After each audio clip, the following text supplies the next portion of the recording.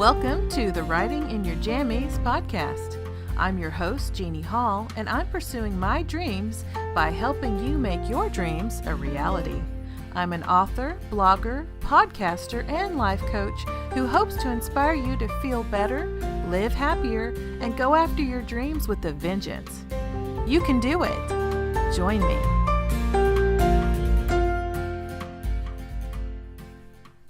Hello, and welcome to the Writing in Your Jammies podcast. This is podcast 17, Rejuvenation for Writers. So are you an aspiring or published author in need of rejuvenation? If so, I'm creating this podcast just for you. Let's say you're a writer who has never been published because you can never seem to finish your manuscripts. I've met a few people like this. You have one or even several stuck in a drawer or maybe under your bed, but you can't ever seem to complete them. So maybe you're someone who a new idea comes along, and in author and writer circles, we tend to call these things plot bunnies because we feel the need to chase them. And so you write ferociously for a while to get it all down, your new idea. It's so important. It's going to be great. It's going to be awesome. And you hurry and you rush and you write it down. But then everything just kind of fizzles out. You don't know what your characters should do or how to get your plot moving forward again. So then you're stuck. And you end up with a whole bunch of unfinished manuscripts that don't go anywhere. So you kind of pile it up with your others, wondering if you're ever going to be able to reach your dream of publication. Or, let's say you're a traditionally published author through a publishing company. You've never had trouble writing before, but now you just had your elderly in-laws move in with you and you can't seem to settle in to write like you usually can. And you try to focus, but taking care of their needs really drains you a lot more than you expected. And now every time you go to your computer, one of your in-laws interrupts you. So in frustration, you go to your spouse, but this leads to an argument and now you feel guilty. What can you do now?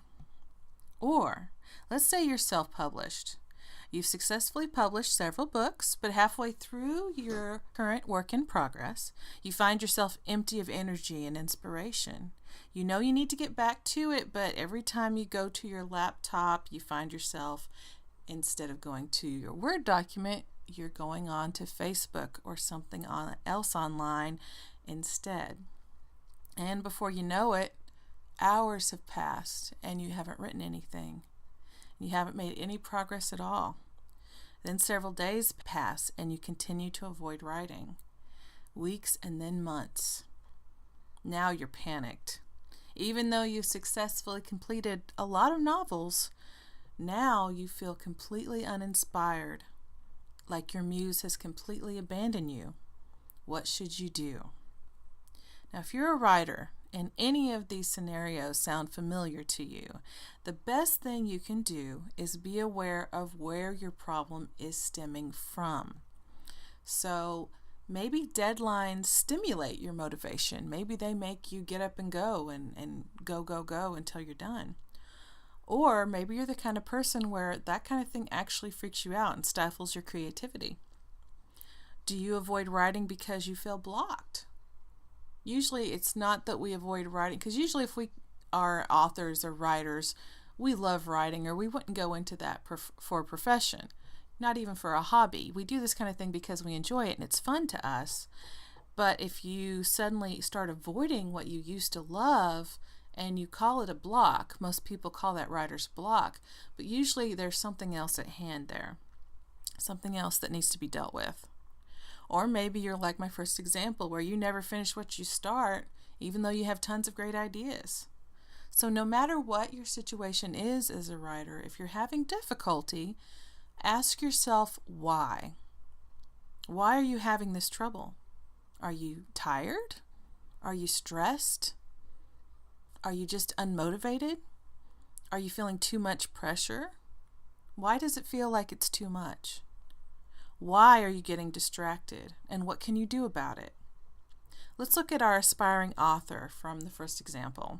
So she's great at coming up with great ideas, but she's not so great with following through with them.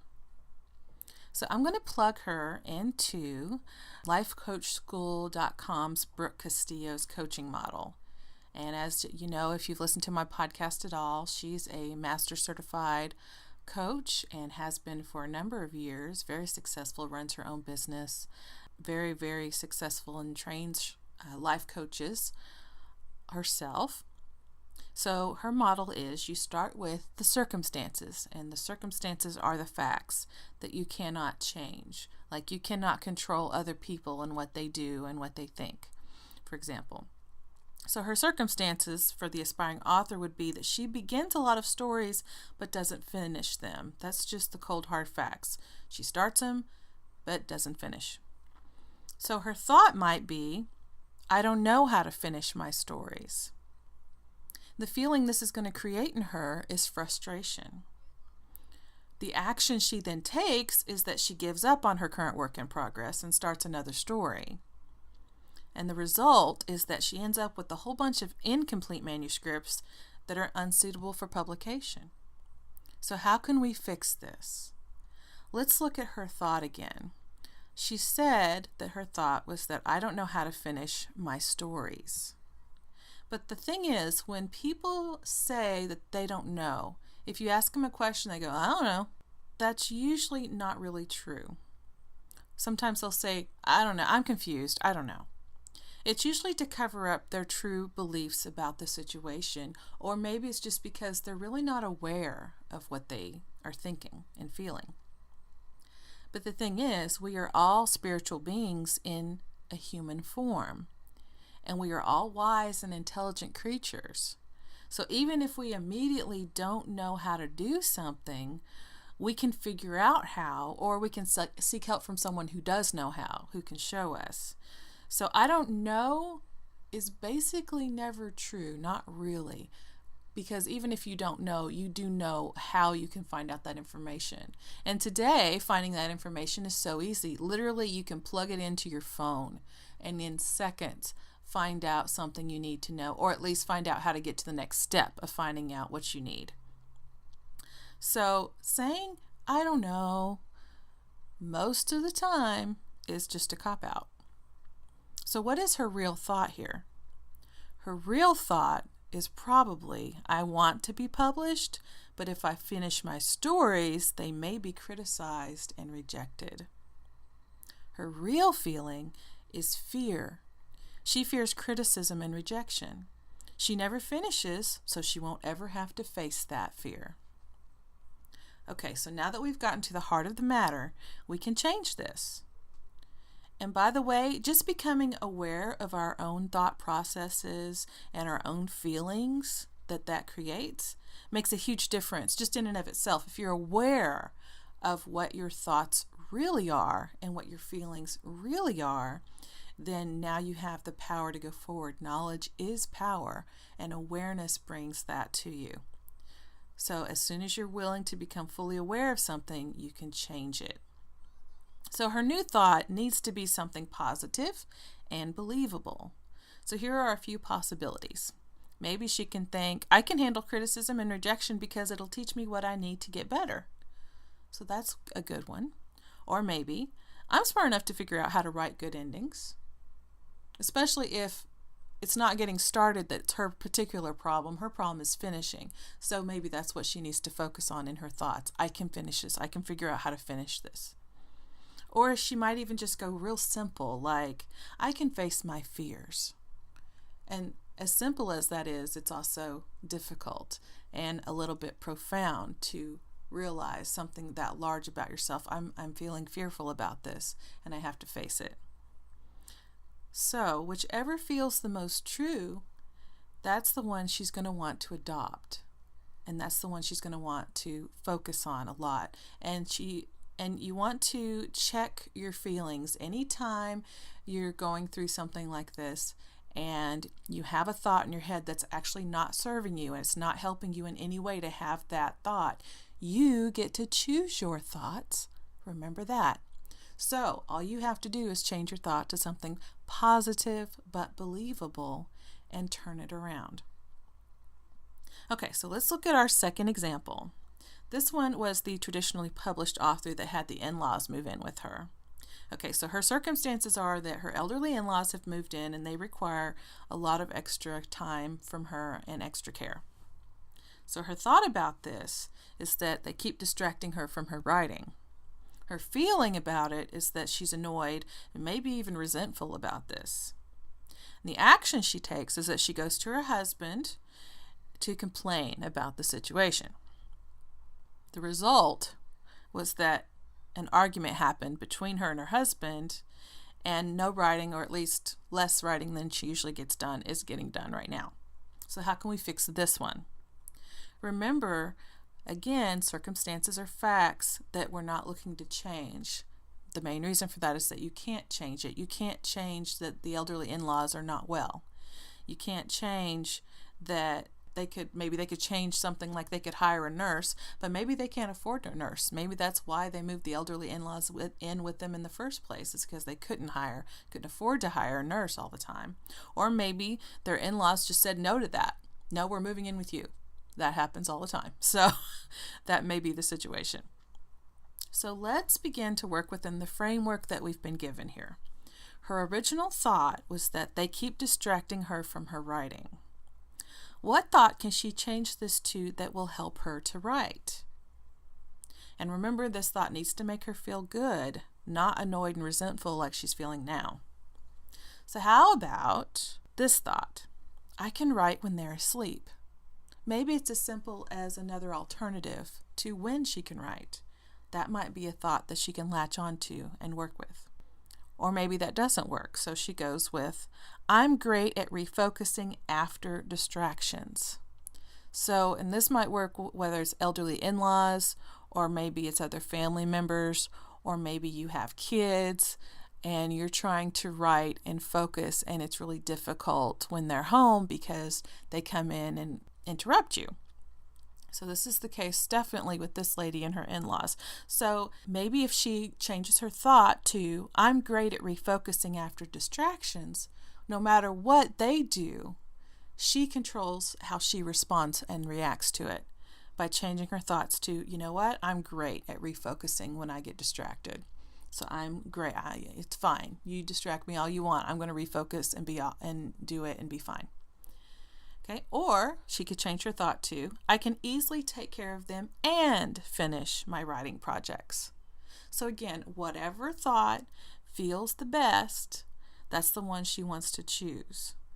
And in this case, she's really going to have to change her perspective because her thought is not helping her and it's blocking her from being able to write.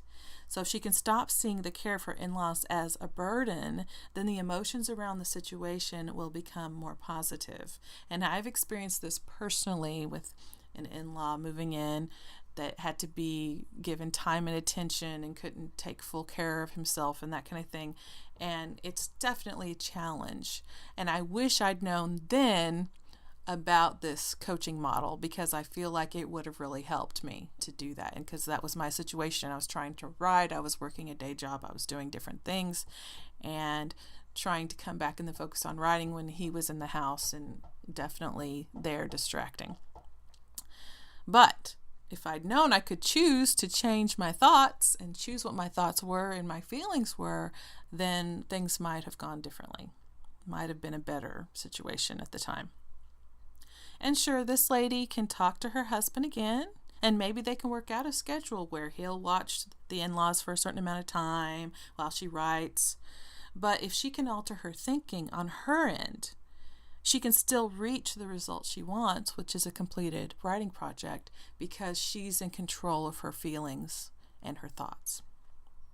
Okay, third example. Let's look at our multi-published author who suddenly can't finish her current work in progress. She's been going to Facebook and playing around online instead of writing. Okay, so here's her circumstances. She has not written anything in months. That's the fact of the situation. And what does she think about this? What is her thought? Her thought has become very dark and sad. She thinks that she's no longer a writer. And this is someone, again, who's written several books and published them. So this is someone very capable of writing. So how is she feeling about that thought that she's no longer a writer? She's anxious, scared, and even panicked. So what actions has she taken due to feeling this way? These emotions have led her to avoid writing altogether. Total avoidance. Instead, she finds herself going to social media both to escape and also to commiserate with her other writer friends who are online. So her result is that she might get sympathy from her writer friends, but her avoidance is just going to continue to leave those novels unfinished that she wants to do, that she wants to complete. So how can she fix this? First, as always, is to change that meddlesome thought. That's the problem. So here are a few possibilities. Instead of thinking that she's no longer a writer, she can change that to, I am a multi-published author, and I know I can do this. And this one might be a really good one for this lady because she already has several published novels under her belt, basically. She has the evidence that her mind needs to look at and focus on to prove that she can do it. She can do it because she's already done it. So if she focuses on that instead of fearing that she's not a writer anymore and panicking about that, then that is a great starting point. Another thought she might change it to is, my mind is full of new writing ideas. So if her problem is inspiration, if that's the problem is that she can't seem to get inspired, then she can change her thought to, my mind is full of new writing ideas. And lo and behold, those things will come to her. Suddenly she'll find that she has a lot of ideas coming that weren't before. And she can also change it to, writing makes me feel good. So maybe right now writing, the reason she hasn't written is because right now when she tries to write, it just leads to all these anxious feelings, lots of anxiety and panic even. So if that's the feeling something inspires in you, of course you're going to avoid it. But if she can change that thought to, no, writing makes me feel good, and she can convince herself of that, and then she can actually feel that, that'll get the juices flowing again, that'll get her going again, and everything will change. Again, remember, you can always choose a different thought. You can come up with something completely different than my examples, of course. You need to come up with whatever works for you and your situation. It's very individualized. So maybe she can maybe she's having so many issues right now that the only thing that really helps her is to just say, I am a writer. Because that's a good starting place. Because her original thought was, maybe I'm not a writer anymore. But if she changes it to, I am a writer, and reconfirms that to herself and keeps saying that over and over, that will, basically reinstill those beliefs in her, and things can start to change.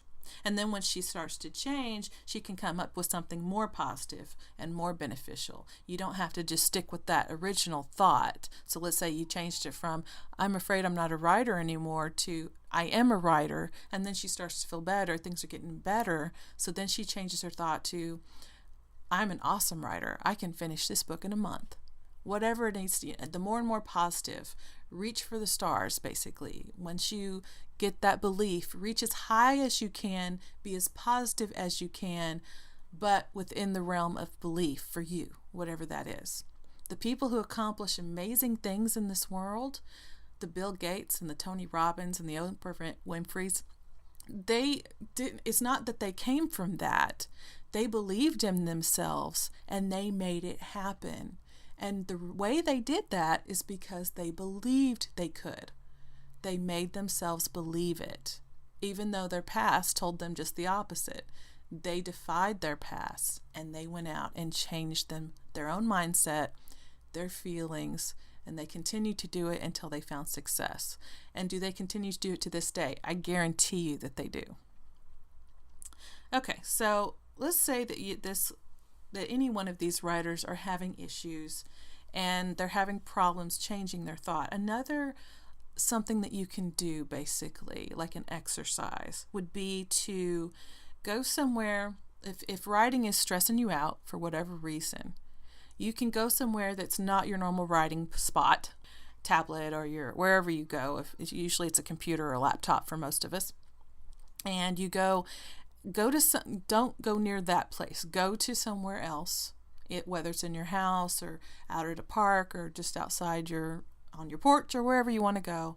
Take a notepad or something to record things with.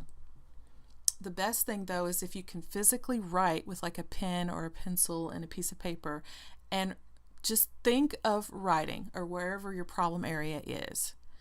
If it's writing, then you're just going to sit down, and everything that comes into your head when you think of the word writing and you think of doing writing, however negative, it doesn't matter, write it down. Just let it flow. Just write.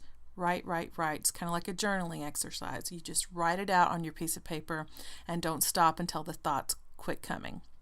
Doesn't matter how many pieces you use, just write and write.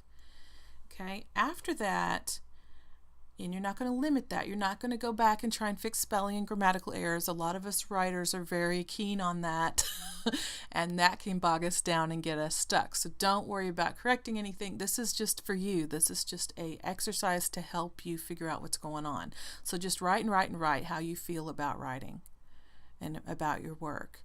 And then go back after you're done. Don't hold anything back. After you're done, go back and read what you wrote. And so many people are astonished by what they wrote because they didn't really realize. Hi, that's my kitty. Hi, Tink. Sorry. She decided to be very involved today. So if you're hearing noise and stuff in the background and meows, that's my girl. But no matter what's going on, if you look at what you've just written, that kind of proves to yourself and lets you see, makes you aware basically of what's been going on in your mind. And once you see that and you become conscious of it, you can then go back and change those thoughts like we were talking about. So again, that's kind of the Brooke Castillo model, but also that's one of the exercises that she talks about that you can do to find out what's really going on, because awareness is everything. If you're aware of what's going on, you can stop the cycle, whether it's avoidance, whether it's fear, whatever, a lack of inspiration, whatever the problem appears to be, something distracting you. Whatever the problem appears to be, if you're aware of it, you can then begin to change it. So you can, by changing your thoughts, you can then change your feelings, which changes your action, which changes your result. And you can make your result into whatever you want it to be. It's totally up to you. And then you can just sit back and watch your life improve and blossom. Or you can also get some individualized help from me. I am offering a special holiday discount to anyone who signs up for my 6-week Rejuvenation for Writers coaching program, and that would be before November 24th, 2017 this year. I'm recording this in November 2017, so if you are listening to this now, and it's before Thanksgiving Day in the U.S. basically, if you get in before that deadline, then the program, which is normally priced at $450, will be reduced for you to only $349.99. And what that will entail is 6 full weeks of a 1-hour coaching per week for 6 weeks. You'll have constant email access to me. You'll get lots of exercises to help you get back on your writing track. So basically, like that example I just gave you, where you write out what your thoughts actually are so that you're aware of them. It'd be stuff like that, but lots of different things and more of that. Okay, so if you're curious about that and you want to check it out, please, and get a free mini session from me, go to writinginyourjammies.com and click on that little coaching tab on the front page, or you can just type in writinginyourjammies.com/coaching. Either way will get you to the same spot. You can sign up for a little mini session, a free mini session with me, and we will get the ball rolling. So again, thank you so much for listening to this podcast as always, and I hope you have a wonderful day, week, month, and year. Take care. Bye-bye.